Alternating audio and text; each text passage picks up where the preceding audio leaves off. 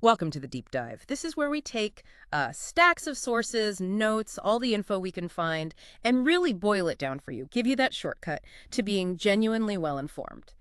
Today, we're digging into Major League Baseball, specifically the action from yesterday, July 1st, 2025. And our mission here is pretty straightforward. Pull out the key insights, the stuff that really matters from those games, because yesterday, well, it wasn't just another day at the park, was it? We saw some incredible pitching, some huge offensive numbers, and some really critical divisional games. Yeah, absolutely. July 1st really served up quite a slate. You had everything from pitchers just dominating, shutting guys down, to these dramatic late game moments that completely flip the script. Lots for us to chew on, definitely. For sure. So, okay, let's jump right in. Maybe start with those really emphatic statements. The shutouts. I mean, look at the Philadelphia Phillies blanking the San Diego Padres 4-0. That felt like a big message, right? Just pure pitching prowess, shutting down a lineup that honestly can usually score runs. Yeah, a really potent Padres lineup. Exactly. Must have been incredibly frustrating for San Diego. Just couldn't get anything going. And that wasn't the only one. We also saw the Pittsburgh Pirates just dominate the St. Louis Cardinals 7-0. Another really lopsided game. Strong pitching from the Bucks, and the Cardinals' offense just looked, well, surprisingly flat. Right. And what's really interesting about those games, especially now when everyone talks about offense, is that they really hammered home that old truth. Stopping the other team from scoring is still, fundamental if you want to contend. It's key. For the Phillies, that 4-0 win wasn't just 2 points in the standings. It was like a declaration of intent. Their ace was mixing pitches beautifully. Tons of ground ball. 15 groundouts I saw against that lineup. Impressive. Exactly. A tactical win. And for the Pirates, beating a rival like the Cards 7-0, that's huge for morale. Yeah. A real spark, maybe? It kind of makes you think about that ripple effect, doesn't it? How one great pitching performance can just change the feel around a team. Sometimes it's not about the home runs you hit, it's about the ones you prevent. That's a great point, the whole psychological side of it. But okay, while some teams were shutting doors, others were locked in these really intense rivalry games.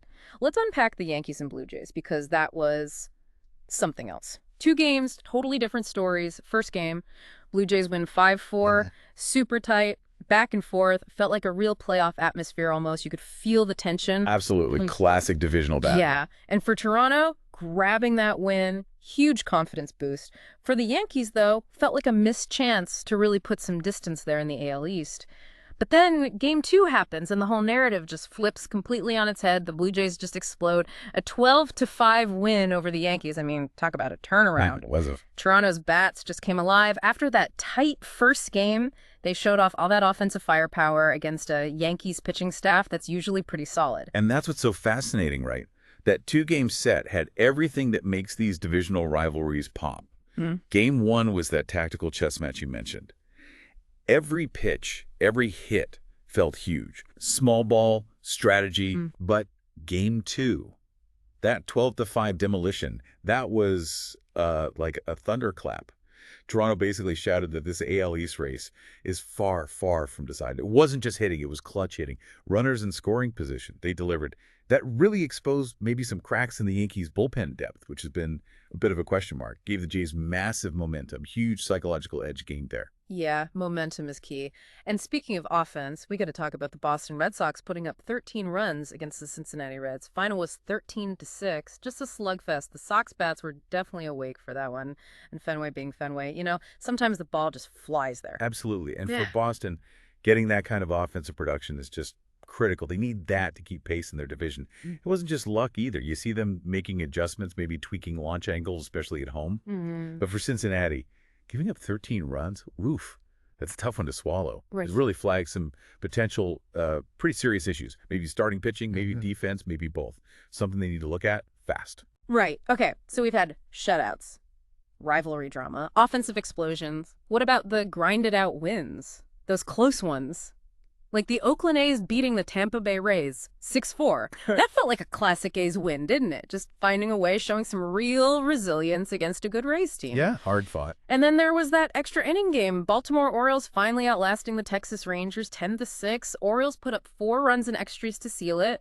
Showed some serious composure late in the game, didn't they? But man, for the Rangers, that's got to be a heartbreaker. Battling all night just to lose it like that. Oh, absolutely. And those games, they really matter. That Oakland win. That speaks volumes about team character, right? Just digging deep, playing tough under pressure, finding ways. And the Orioles pulling that out in extras, that highlights just how thin the margins can be in this game. It shows that mental toughness, that clutch ability that pays off down the stretch. But it also raises that question, how quickly can a game get away from you in extras?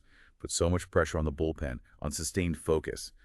Yeah, a tough loss like that for Texas can definitely linger. Definitely. And finally, just to round things out, we had some of those, let's call them sedity, business-like wins. Still important, especially in divisional races. Seattle Mariners beat the Kansas City Royals 6-2. Just a solid, all-around performance, good pitching, timely hits. And in the NL West, the Arizona Diamondbacks got a 4-2 win over the San Francisco Giants. More of a pitcher's duel there, tight defense, typical of that division sometime. Exactly. And those games, while maybe not flashy, they reinforce the bigger picture. Seattle is just quietly putting together a really strong season, consistent, doing the little things right, while Arizona keeps scrapping in that NL West, which is just brutal. Every single win against a division rival like the Giants is incredibly valuable. Those low-scoring games often hinge on one mistake, one big play. Super intense in their own way. So really, when you look back at July 1st, it was kind of a perfect snapshot of an MLB season, wasn't it? You had the expected results, some real surprises, moments of individual brilliance, and teams just grinding together. Pitching jewels, offensive fireworks, nail-biters. Yeah, it had it all. And the effects of these games, they're not just felt in the standings immediately. They ripple through the clubhouses, affect player confidence. That's where it gets really interesting looking ahead. Absolutely. And as we get deeper into the summer, the pressure just keeps ramping up. Yesterday definitely stirred the pot, intensified some rivalries, maybe clarified some strengths and weaknesses. The path to October still looks as unpredictable and, frankly, as thrilling as ever. So, thinking about all that, what really stands out to you from yesterday's action? What's the big takeaway you're mulling over?